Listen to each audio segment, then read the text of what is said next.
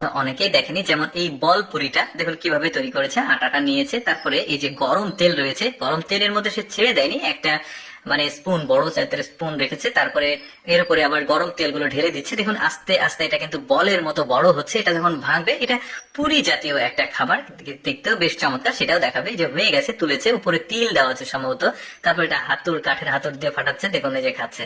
এরপরে দেখুন আরেকটা রেসিপি, দেখুন এগুলো অনেক ডিম একসাথে রেখেছে, তারপরে পরোটা, সম্ভবত বড় ব্রেড পরোটা, সেটার সঙ্গে দিয়েছে। এটা এক প্রকার রোল তৈরি করছে, দেখুন বেশ চমৎকার। ক্ষুধার পেটে কিন্তু এটা খেতে মানে দেখতেও ভালো লাগবে। যাই হোক, এরপরে দেখুন এটা কি তৈরি করছে, বেশ চমৎকার ভাবে। উপরে একটা চুলার উপরে দিয়েছে আটা, তারপরে বিভিন্ন রকম উপকরণ, বিস্কিটের গুঁড়ো দিয়েছে, তারপরে এটাও সম্ভবত মিষ্টি জাতীয় কোনো খাবার দিয়েছে, আরো অনেক কিছু একসঙ্গে মিক্সিং করে। দেখুন এটা প্রায় হয়ে গেছে, এই যে এখন কাটছে। আমি কিন্তু একটু শর্টকাটে দেখাচ্ছি, যাতে অনেকগুলো খাবার আপনাদের সামনে উপস্থাপন করতে পারি।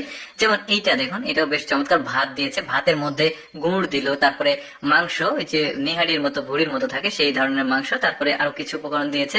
বেশ চমৎকার কিন্তু খাবারটা ঢেকে দিল, দারুণ কিন্তু।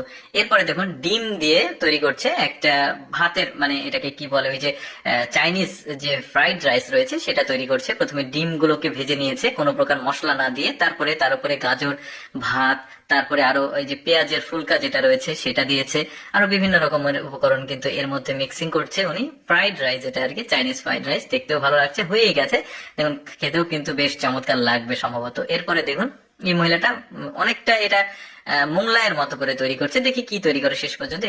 আটা দিয়েছে একটা প্রলেপ, তারপর ডিম দিয়ে উল্টাই দিচ্ছে, আর এক পাশে দিয়েছে সস, তারপরে তিল দিয়েছে, তারপরে পেঁয়াজ সম্ভবত দিল, তারপরে যখন হাওয়া দিচ্ছে মানে শুকানোর জন্য, এটাও একটু এক্সেপশনাল মনে হলো।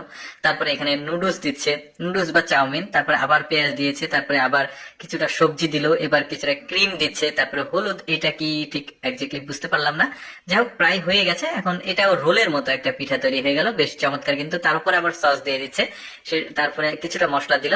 এই যে দেখতে পাচ্ছেন, রোল ঠিক না, রোলও বলতে পারবো না, মোংলায় বলতে পারবো না, পিস পিস করে কেটেছে, দেখতে ভালোই লাগছে। এই যে এখানে ওয়ান টাইম কাপে তুলেছে, দারুন।